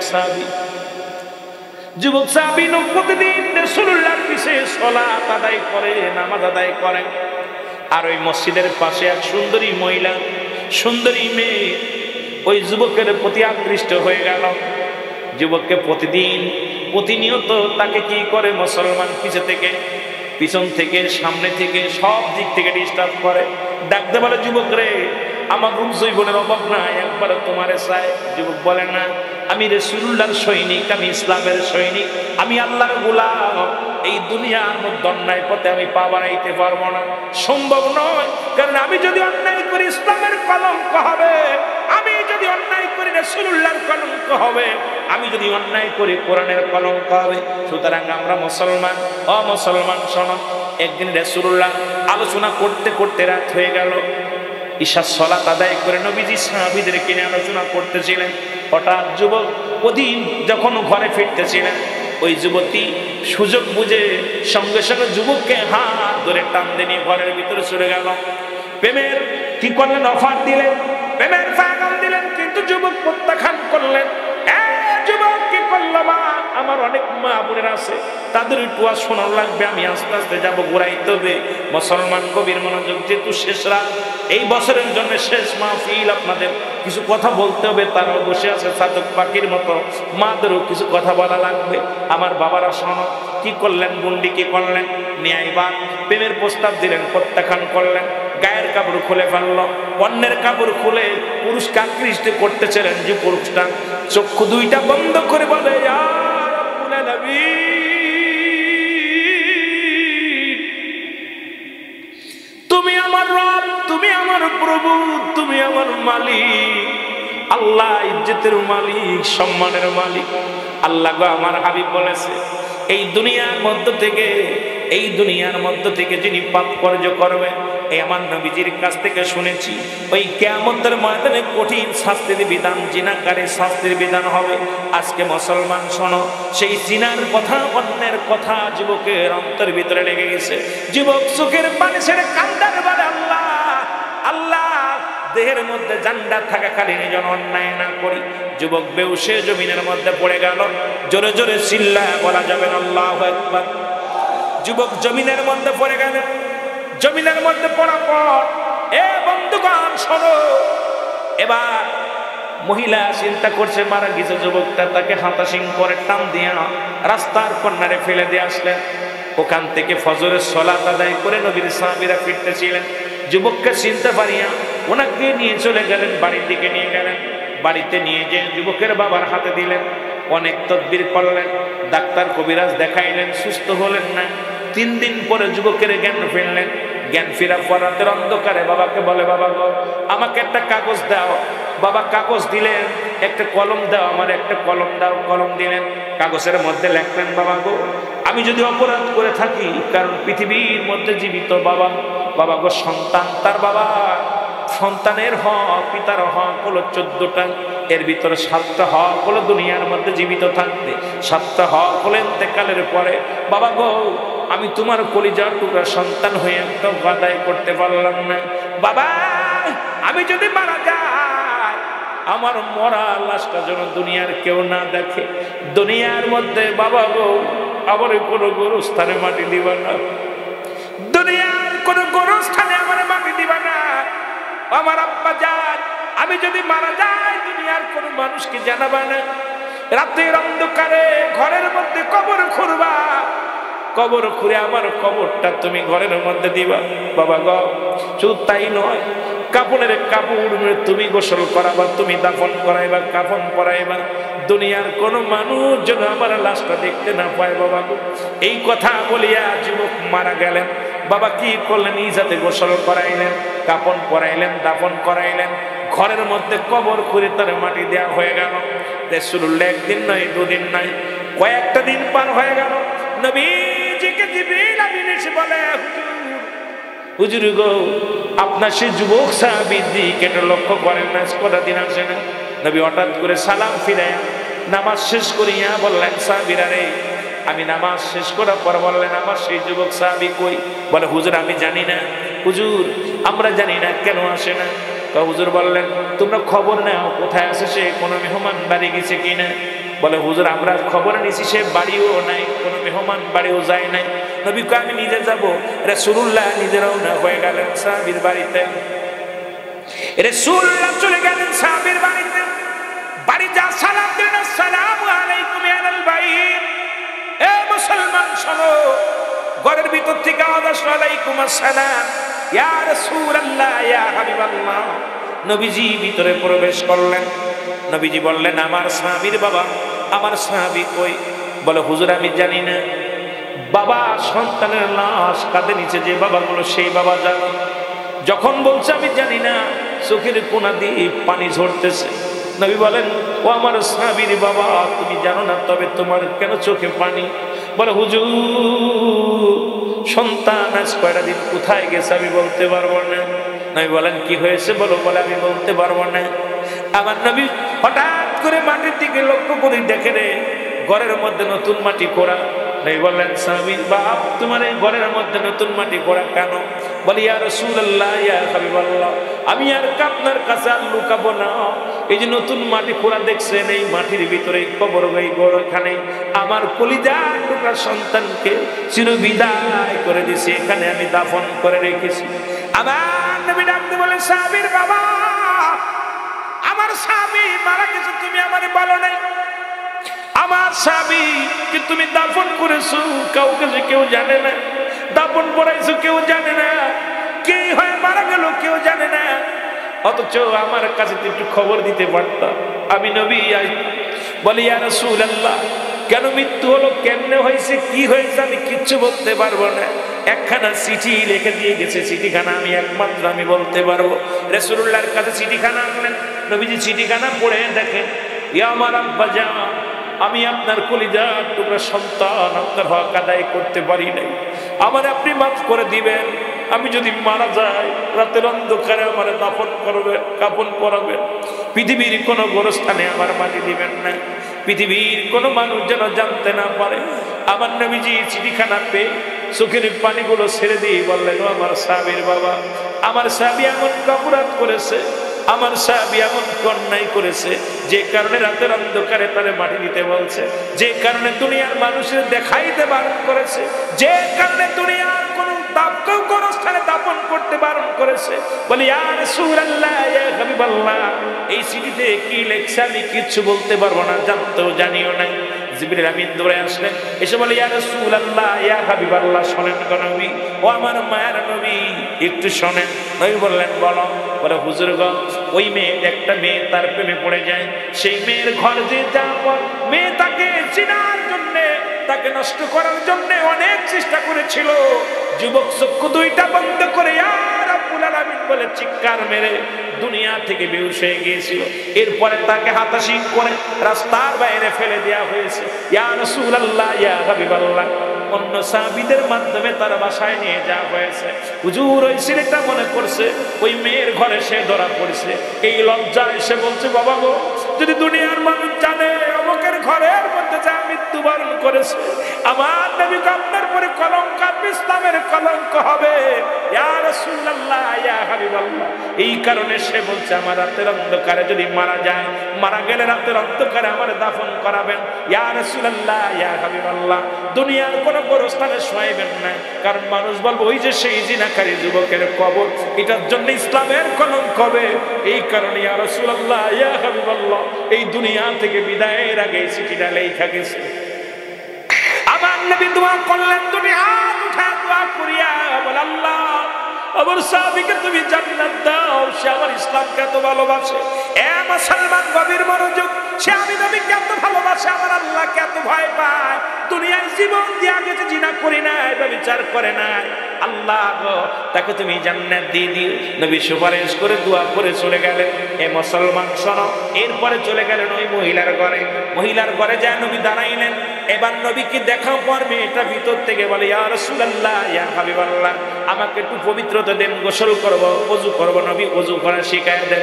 নবীজি বলে দিলেন, ওযু করলেন। বলেন, ইয়া রাসূলুল্লাহ, ইয়া হাবিবাল্লাহ, ইসলাম যত প্রিয়, মুসলমান যে জিনাকারী করে না, জিনা করে না, মুসলমান যে ব্যভিচার করে না, মুসলমান যে কোনো নারীর পাগল না। ইয়া রাসূলুল্লাহ, ইয়া হাবিবাল্লাহ, আমি বুঝতে পেরেছি আমি একজন অমুসলিম। ইয়া রাসূলুল্লাহ, ইয়া হাবিবাল্লাহ, আপনার যুবককে আমি আলিঙ্গন করেছিলাম, আপনার যুবককে আমি প্রেম নিবেদন করেছিলাম, কিন্তু ইয়া রাসূলুল্লাহ, একবার সে আমার জীবনের দিকে তাকাই নাই, একবার আমার দেহের দিকে তাকাই নাই। জীবন দিয়ে প্রমাণ করে দিয়ে গেলেন, কুরআন সত্য, ইসলাম সত্য। ইসলাম জিনাকারীকে সমর্থন করে না, ইসলাম জিনাকারী, ও মুসলমান শোনো, ইসলাম বেগানা মহিলাকে সমর্থন করে না। আজকে যদি ওয়াজ করি, বাংলাদেশের অনেক আলেম ধরা পড়ে যায় মুসলমান, কারণ এই শরিয়াতে বেগানা মহিলা নিয়ে অনেকে চাকরি করে মুসলমান। আমার বড় কষ্ট হয়, কারণ বেগানা পুরুষের চেহারা দেখা হারাম, বেগানা মহিলার চেহারা দেখা হারাম। আজকে নিজেকে তারুণ্যায় পড়ে এত জিনা করতেছো, অফিসের মধ্যে বেগানা নারী, অফিসের মধ্যে বেগানা নারী, চাকরি জীবনে বেগানা নারী, অসংখ্য বেগানা নারী নিয়ে ওয়াজ করতেছ। আবার মুসলমান আসিয়া বড় বড় ফতোয়া দিতেছ, বড় কষ্ট হয়, কারণ এই সমাজের, এই সমস্ত নোংরা সমাজের মুখে লাথি মারো, ইসলামের বিধান পরিপূর্ণভাবে নজরে বলেন ঠিক কিনা?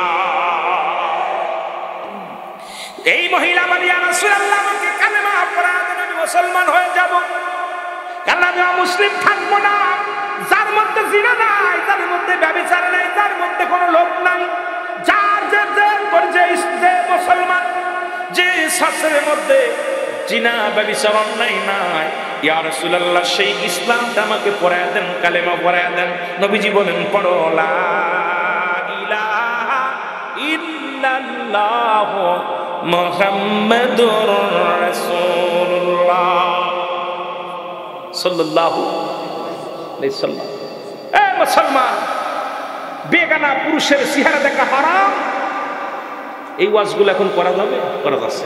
বেগানা নারীর চেহারা দেখা হারাম, যাদেরকে দেখা দেওয়া জায়েজ তাদেরকে বিয়ে করা হারাম, যাদেরকে দেখা দেওয়া হারাম তাদের বিয়ে করা জায়েজ।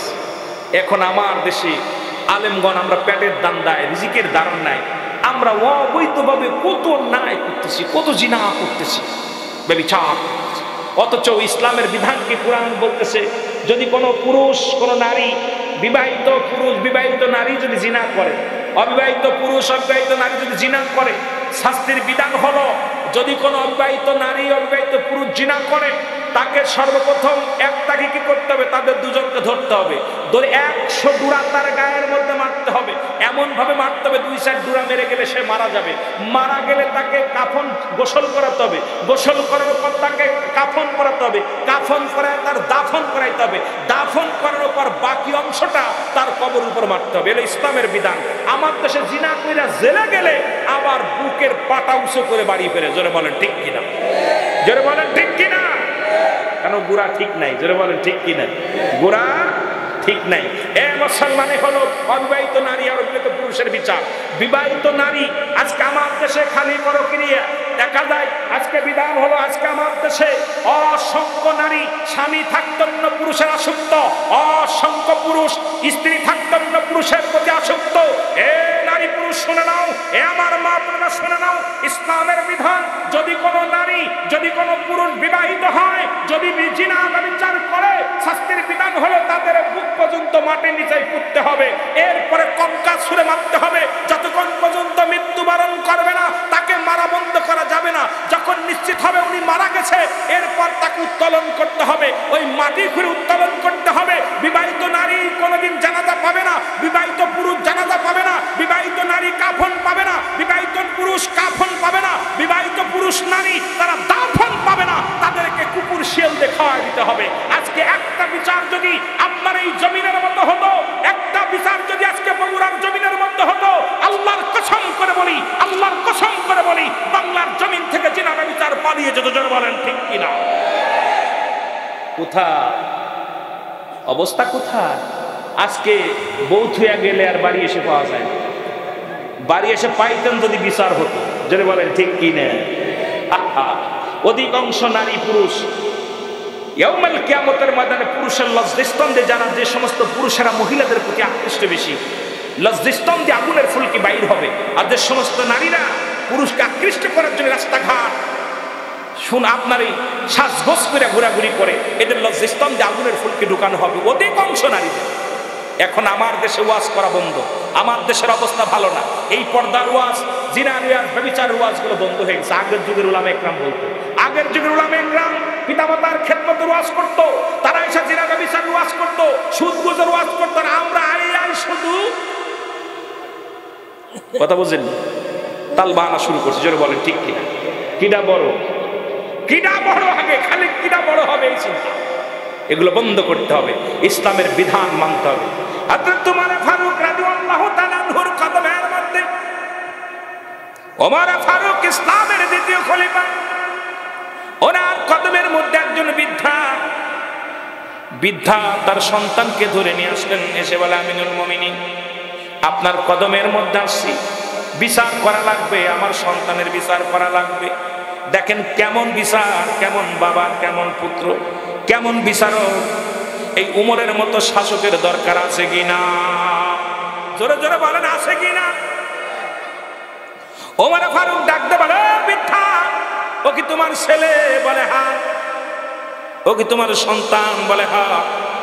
বলে কি বিচার চাও? বলে আমিনুল মুমিনিন, আমি বিচার চাই, আমার ছেলে 3টা অপরাধ করেছে। কয়টা অপরাধ? জোরে বলেন কয়টা অপরাধ? তিনটা অপরাধ। নাম্বার 1 অপরাধ, আমার ছেলে জিনা করে। জিনা করা কি ভালো গুনাহ না ছোট গুনাহ?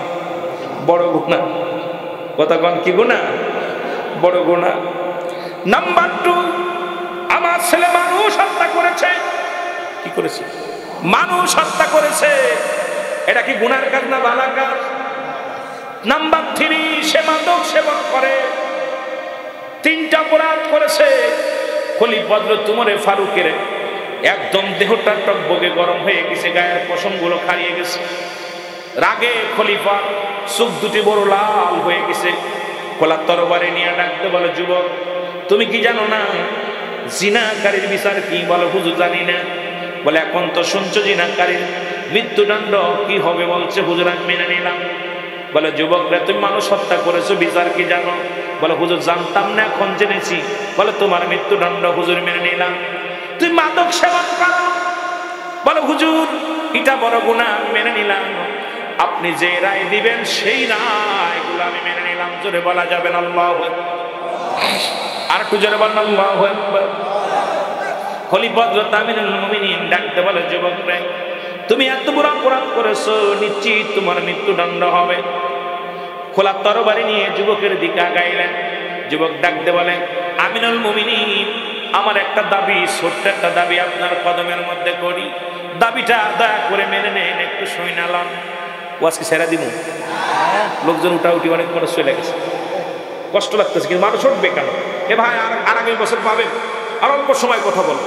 আমি তো কবরের দিকে যেতেই পারিনি, কেবল মরণটা মরছি, মারা পর ওদিকে গেছি। কথা বোঝেননি? কষ্ট হচ্ছে আপনাদের? ছেড়ে দিব? মা ওয়াজ কি করবো না ছেড়ে দিব? আপনাদের ঘুমাইছে? তাবারক নাই তো। আর তাফসির মাহফিল 3 দিন ব্যাপী তাবারক দেওয়াও সম্ভব না। একদিন হলে হয়তো কিছুটা দেওয়া যেত। এতগুলো মানুষ, অনেক ভালো লাগছিল মাঠটা দেখে, কিন্তু অনেক মানুষ চলে গেছে, ঘুমে ধরছে। আর 12টার পর থেকে মানুষের জাগানোর একটার নাই। আর একটু আলোচনা হোক না ছেড়ে দেবো? সারা রাত? সারা রাত? কেডা কেডা সারা রাতের পক্ষে? দেখি তো কে কে। মার হাবা, মার হাবা। এত মানুষের দরকার নেই, যেগুলো ইমানদার এগুলো থাকবো। দান দরকার, সিটার দরকার নেই। কি কন? হ্যাঁ হ্যাঁ, মুসলমান গভীর মনোযোগ। যুবক ডাকতে বলেন, আমিরুল মুমিনিন আমার যে বিচার করবেন আমি মেনে নিলাম, তবে আমার বিচারের আগে একটা দাবি আপনার কদমের মধ্যে, আমার বাবার বিচারটা করা লাগবে। জোরে বলা যাবেন আল্লাহু আকবার? কার বিচার করা লাগবে? কে দাবি করছে? ছেলে দাবি করছে। মনে থাকবে? আপনাদের কি ছেলে আছে? কতক্ষণ আছে? মেয়ে আছে? সাবধান হয়ে যাবে আজ থেকে। ডাকতে বলে, যুবক তুমি কার বিরুদ্ধে অভিযোগ করো? আমি খাত্তাবের বেটা উমর, এই দুনিয়ার মধ্যে বাবারে হারাইছে। এই বাবা যে কি নিয়ামত আমি বুঝি। এই দুনিয়ার মধ্যে যুবকী তুমি তোমার বাবার বিরুদ্ধে অভিযোগ করো। তুমি কি ইসলামের বিধান মানো? বলে, হুজুর জানতাম না, এখন মানি, আপনার কথা শুনে মানি। তবে তোমার বাবার বিরুদ্ধে কেন অভিযোগ তুমি বলো? বলো, হুজুর আমার আব্বার বিরুদ্ধে অভিযোগ। বিচার যদি করতে হয়, আমি জানি আপনি ন্যায় পড়া নয়, আমি জানি একজন ন্যায় বিচারক আপনি। আপনার কদম থেকে নিরাশ হব না, এই কারণে আমার বাবার বিচারটা আপনার কাছে দাবি করছি। কার বিচার? যারা বলেন কার বিচার? বাবার বিচারটা আমি দাবি করছি। ওমর ফারুক ডাকতে বলে, কি বিচার চাও তুমি বলো? বলে, হুজুর 1 নাম্বার অপরাধ করেছে আমার আব্বাজান। আমার আব্বাজান এত বড় 1 নাম্বার অপরাধ করেছে, আমাকে একটা ভালো মা দেয় না। আমি যে মায়ের গর্ভে জন্ম নিয়েছি, আমার মা বেগানা পুরুষের সঙ্গে ঘোরাঘুরি করে, জিনা ব্যভিচার বাজার ঘাট করে, অন্যায় করে। সুতরাং প্রাথমিক বিদ্যালয় হলো মায়ের কোল। যুবক বন্ধুরা শোনো, 1 নাম্বার অপরাধ করেছে আমার আব্বা। সে আমাকে আদর্শবান একটা মা দেয় নাই, সে আমাকে একটা চরিত্রবান মা দেয় নাই, একটা আল্লাহওয়ালা মা দেয় নাই। এই কারণে 1 নম্বর অপরাধ করেছে আমি। এই অন্যায় করার পিছনে আমার বাবা, সে আমাকে একটা আদর্শবান মা দেয় নাই। আমি যে সমস্ত যুবকরা বিয়ে করিস নাই তোদের বলে যায়, যুবক হাতে ধরে বলে যায়, পায়ে ধরে বলে যায়, একজন রিক্সা চালকের মেয়ে বিয়ে কর, একজন ভ্যান চালকের মেয়ে বিয়ে কর। ওরে বিয়ের আগে বলবি বাবা বিয়ে করবো, তবে বোন একটা মেয়ে দাও। রূপ দেখে আজকে আমরা রূপ যৌবনের পাগল হয়ে গেছি, সুন্দরী পুজরি হয়ে গেছি। সুন্দরী দেখে কে মুসিকে না তোর দেখার সময় নাই। আগের যুগের বাবারা যখন বিয়ে শাদী করাইতে যেত সন্তানের, আগে দেখতো গোষ্ঠী, বাবার কুল, মাতৃকুল, পিতৃকুল, এবং কোরআন পড়তে পারে কিনা, হাদিস জানে কিনা, এই মেয়ে পর্দা করে কিনা, পর্দার বিধান মানে কিনা, এগুলো তার বাবা মার খেদমত করে কিনা, ইত্যাদি দেখে দেখে বিয়ে হতো। এখন তার গার্জিয়ান লাগে না, এখন আমরা নিজেই সুন্দরী পূজারী হয়ে গেছি রে মুসলমান। আজকে একটা ঘরের মধ্যে শান্তি নাই, একটা ফ্যামিলির মধ্যে শান্তি নাই। অশান্তির কারণ হলো ইসলাম জানে না, বোঝে না। জোরে জোরে চিল্লায় বলেন ঠিক কিনা? প্রয়োজন হলে একটা কালো মেয়ে বিয়ে কর, প্রয়োজন হলে একটা ছোট্ট মেয়ে বিয়ে কর, গরিবের মেয়ে বিয়ে কর। বাড়িওয়ালার দরকার নাই, গাড়িওয়ালার দরকার নাই। এমন একটা বিবি বিয়ে করবি সারাদিন পরে যেন তার মুখটা দেখলে শান্তি লাগে, সে যেন 5 ওয়াক্ত সালাত আদায় করে পর্দায় থাকে, সে যেন মুসলমান ইসলামের বিধান মেনে চলে, কোরআনের বিধান মেনে চলে, আর রাসূলের হাদিস মেনে চলে। এ মুসলমান, এমন একটা বউ যদি আদর্শবান, যদি পর্দাশীলতা, একটা আল্লাহর নারী তোর জীবনে জুটে যায়, এই দুনিয়ার মধ্যে শান্তি, পরপারও শান্তি, শান্তি আর শান্তি। জোরে জোরে না। আমি আমার মা বোনদের বলে যে, অনেক মা বোনেরা আছো, মা শোনো, ও মা শোনো, তুমি বিবাহের আগে তোমার দাদি, তোমার মা, তোমার আপনজনদের কাছে দাবি করবা, মা গো আমি এই বড় চাকরিজীবী ছেলে চাই না, ঘুষখোর সুদখোর ছেলে চাই না, এমন একটা ছেলে দিবা গো মা, সে ভ্যান চালাই খাক আর রিক্সা চালাই খাক, সে 5 ওয়াক্ত সালাত আদায় করবে, হালাল খাদ্য খাওয়াবে, আরাম নয়। আরে হাজার হাজার টাকা নিয়ে, ঘুষ নিয়ে, ঘুষের টাকা দিয়া কত কি নিয়ে যায়, তুমি ঘরের মধ্যে থাকি আনন্দ করো রে মা। কিন্তু একবার খবর নিশ্চয়ই সুদের টাকা, ঘুষের সম্পদের জন্য ইয়াউমাল কিয়ামতের ময়দানে জাহান্নামে ছুঁড়ে মারবে রে মুসলমান। শুনে নাও, আমি আমার মাদের বলি, মা দাবি করবা, দাদির কাছে দাবি করবা, বাবার কাছে দাবি করবা, সাধারণ সারাদিন পরে 1 লুকমা খাবার দিবে, এই খাবারটা আমি খাবো, সেজন্য হালাল খাদ্য খাওয়ায়, সেজন্য আমার ঘুষের টাকা না খাওয়ায়, হারাম জিনিস বক্ষণ না করায়। 5 ওয়াক্ত নামাজি ইমানদার একটা ছেলে যদি তোর কপালে জুটে যায়, এই দুনিয়ার মধ্যে মা তোর মতো শান্তি আর কেউ নাই। জোরে বলেন ঠিক কিনা? বলে 2 নম্বর অপরাধ, 1 নম্বর অপরাধ আমার মা বাবার, সে একটা ইমানদার, আমার একটা ভালো মা দেয় নাই।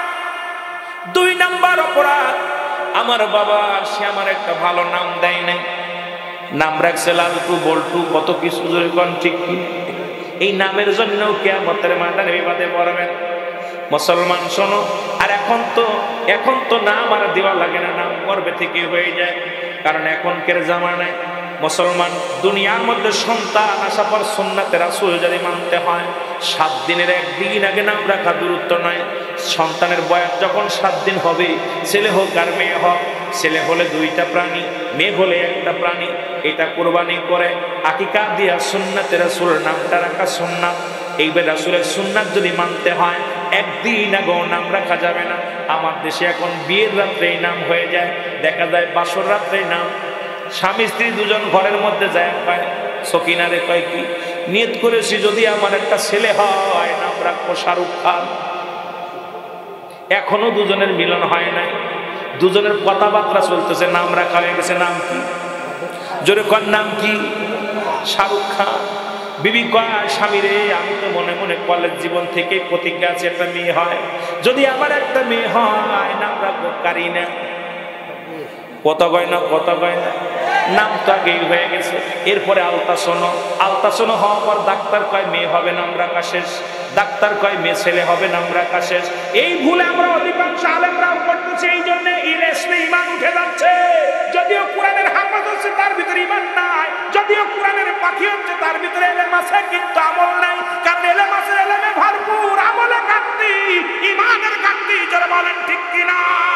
কারণ সুন্নাতে রাসূলের উপর অনেকেই জন্ম সন্তান গর্ভে থাকতেই নাম হয়ে যায়। আমার বাবারা, যদি মুসলমানের ইসলাম মানতে হয়, যদি রাসূলের সত্য ইসলাম মানতে হয়, আল্লাহর দিন মানতে হয়, কোরআন মানতে হয়, 7 দিনের একদিন আগে নাম রাখা গুরুত্ব নয়।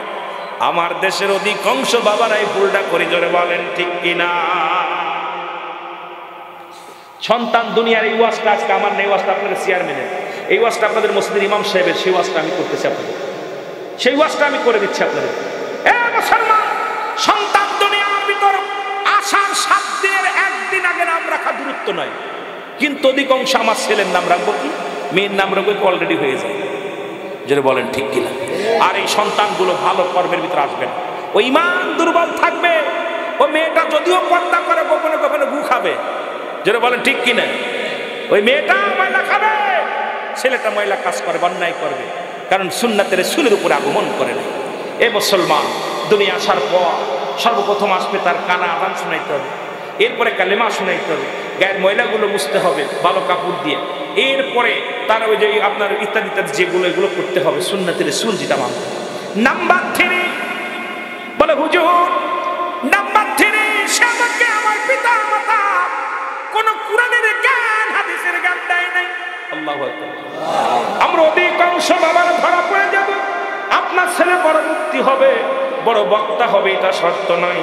আপনার ছেলেকে 10টা সূরা শিখাবেন নিম্নতর, যেটা নামাজ বাজানডে জানাজার নিয়মটা শিখাবেন, বাবারে কিছু হাদিস শিখাবেন, শরীয়তের বিধান মানা শিখাবেন, হাকিকতের বিধান মানা শিখাবেন, পর্দা পুশিদার বিধান মানা শিখাবেন। ছেলে বড় আলেম হবে শর্ত নয়, কিন্তু ছেলেকে বড় ডিগ্রিদার, আজকে ডিগ্রিদার বানাইছেন, বড় আলেম বড় ইঞ্জিনিয়ার বানাইছেন, বিদেশ থেকে পিএইচডি করে ডাক্তার হয়েছে মুসলমান, এটা নিয়ে কবরে বাঁচা সম্ভব হবে না। ওই ছেলে যদি ঈমান নিয়ে আমল, যদি দুনিয়ার মধ্যে ঈমান আর আমল যদি ঠিক থাকে, দুনিয়ার মধ্যে আমল করতে লাগলে কিছু ইলমের দরকার আছে। এখন সূরা কিরাত জানার দরকার আছে কিনা, জোরে বলেন আছে কিনা? এখন নিম্নতরে এই জ্ঞানটা তারে দিতে হবে।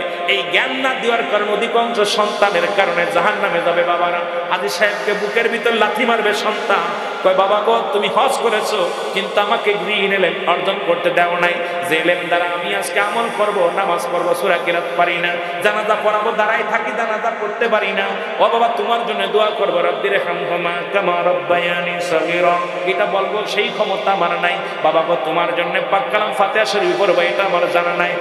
বাবা তুমি আমার ইংলিশ শিখাইছো, ইংলিশে কথা বলা শিখাইছো, তুমি আমার বাংলা শিখাইছো, উর্দু শিখাইছো, ফারসি শিখাইছো, কিন্তু কোরআনের জ্ঞান একটু দেও নাই। বাবা গো ওই বাবা মা বিনা হিসেবে জাহান্নামে তাদের ছুঁড়ে মারবে, কারণ বেআমলদারি সন্তানের ওই পাপের রাজ্য, পাপের গুনাহগুলো বাবার কাঁধে যে মার কাঁধে যে লাগবে, জোরে বলা যাবে না আল্লাহু আকবার।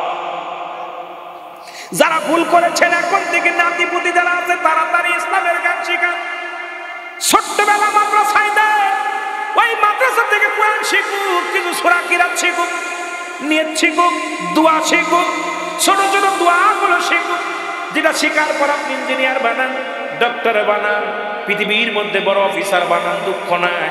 কিন্তু সন্তানকে প্রাথমিক বিদ্যালয়টা কোরআন শিক্ষা দেন, যে অক্ষর পড়লে একটা নেকি 10টা নেকি হয়, সেই অক্ষরগুলো পড়া বাদ দিয়ে পড়ো। হাট্টিমা টিম টিম তারা মাঠে পারে ডিম, তাদের খাড়া দুটো শিং।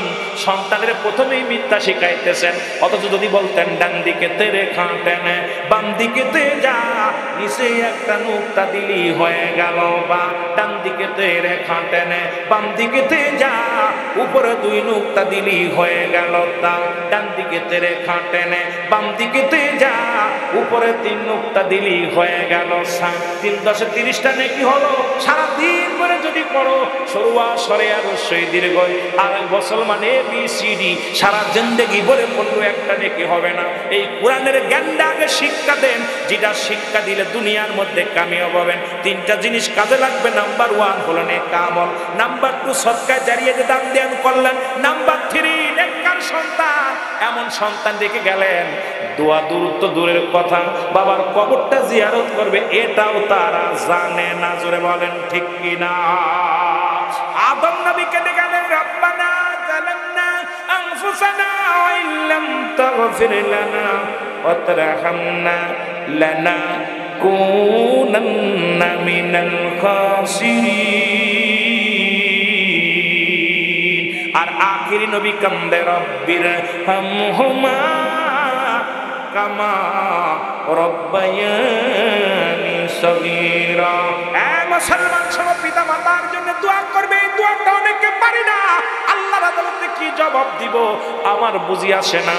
এই জন্য দাদু ভাইদের হাতে ধরে বলে যায়, পায়ে ধরে বলে যায়, আপনারা সন্তানদেরকে দ্বীন ইলম শিক্ষা দেন, জোরে বলেন ঠিক কিনা। কষ্ট হচ্ছে আপনাদের? দ্বীন ইলমটা শিক্ষা দেন। সে এমপি হোক, মন্ত্রী হোক, সে জজ হোক, তার দৈনন্দিন যে ইসলামের মধ্যে চলার জন্য যেটা দরকার সেটা আমাদের শিক্ষা দেওয়ার দরকার আছে কিনা, জোরে বলেন আছে কিনা। খলিফা হযরত ওমর ফারুক বলে, বৃদ্ধা তুমি প্রস্তুতি নাও, যেহেতু তোমার সন্তান নষ্ট হওয়ার জন্য মূল দায়ী হলে তুমি তাকে একটা সৎ চরিত্র মা দাও না। পৃথিবীর মধ্যে ওই যে ল্যাংটা হয়ে মোটরসাইকেলে খোলা মেলা ঘুরে যারা বেড়ায়, এর গর্ভে থেকে সন্তান হাফেজ হওয়া সম্ভব নয়। একটা হাফেজ দেখাইতে পারবেন না দাউসের গর্ভে থেকে আসছে। কারণ এই পৃথিবীর মধ্যে মুসলমান শোনো, এই দাউস মহিলার গর্ভে থেকে একটা সচ্চরিত্রবান মেয়ে আসছে। সচ্চরিত্রটা ছেলে হয়েছে সম্ভব নয়। কারণ যদিও দুই একটা কোরআন শরীফ পড়তে পারে, ও দেখবেন বড় হয়ে জিনা ব্যভিচার শিখে যাবে, বড় আলেম হয়েছে বলৎকার হয়ে যাবে। দেখবেন বলতে যে আজকে আমরা পত্রিকার মধ্যে ফিরাই দেখি অমুক জায়গা বলৎকার করেছে, অমুক জায়গা হয়েছে। কারণ ও নিজেই বলৎকারের গর্ভে থেকে জন্ম নিছে, ওর ওই কর্মটা ঠিক রাখবে, জোরে বলেন ঠিক কিনা। আমার ভাইরা, আমার বন্ধুরা, আমার গভীর মনোযোগ। যদিও আলেম হয় ও হবে বলৎকার, যদিও আলেম হয় মহিলা, যদিও পর্দাশীল করে, শরীয়তে দেখা যায় গোপনে গোপনে পায়খানা খাবে রে মুসলমান শোনো। এই জন্য আগে পিতামাতার চরিত্রে, এই চরিত্র গুণ ভালো হতে হবে। আর এই শিক্ষা এই জন্য দাউসের পেট থেকে নয় মুসলমান শোনো। আল্লাহ রাব্বুল আলামিন আমাদেরকে যেন এমন একজন হালাল জাদা, হারাম জাদা নয় সন্তান দুনিয়ার মধ্যে গড়ে তোলার তৌফিক দান করে। জোরে জোরে চিল্লা বলা যাবে না আমিন। খলিফা হযরত আমিরে মুমিনিন হযরত ওমর ফারুক ডাকতে বলে, বৃদ্ধা তুমি মৃত্যুর জন্য প্রস্তুতি হও।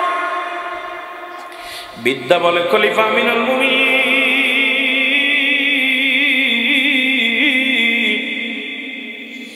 এত বড় গুরুতর অপরাধ করেছি, এই দুনিয়ার ভিতর থেকে শিরশ্ছেদ করবেন। আখিরাতে আমি কি সদাই পাবো, আল্লাহর আদালতে আমি কি পাবো জানি না। আপনি আমাকে তওবা করায়া দেন। এত বড় অপরাধ যেহেতু করেছি, আমার আল্লাহ যেন আমারে ক্ষমা করায়া দেন, আমার আল্লাহ যেন আমারে মাফ করে দেন। সন্তান, বাবা সন্তান দুজনেই মিলে খলিফা ওমরের হাতে হাত রেখে বায়াত গ্রহণ করলেন, তওবা করলেন। আস্তাগফিরুল্লাহ রাব্বি মিন কুল্লি যামবি ওয়া আতুবু ইলাইহি, লা ইলাহা ইল্লাল্লাহ মুহাম্মাদুর রাসূলুল্লাহ। জোরে জোরে চিল্লায়া বলেন সাল্লাল্লাহু আলাইহি ওয়াসাল্লাম। সুন্নিয়তের প্রচারের স্বার্থে ভিডিওটি লাইক, কমেন্ট ও বেশি বেশি শেয়ার করুন। আমাদের সাথেই থাকুন। ধন্যবাদ।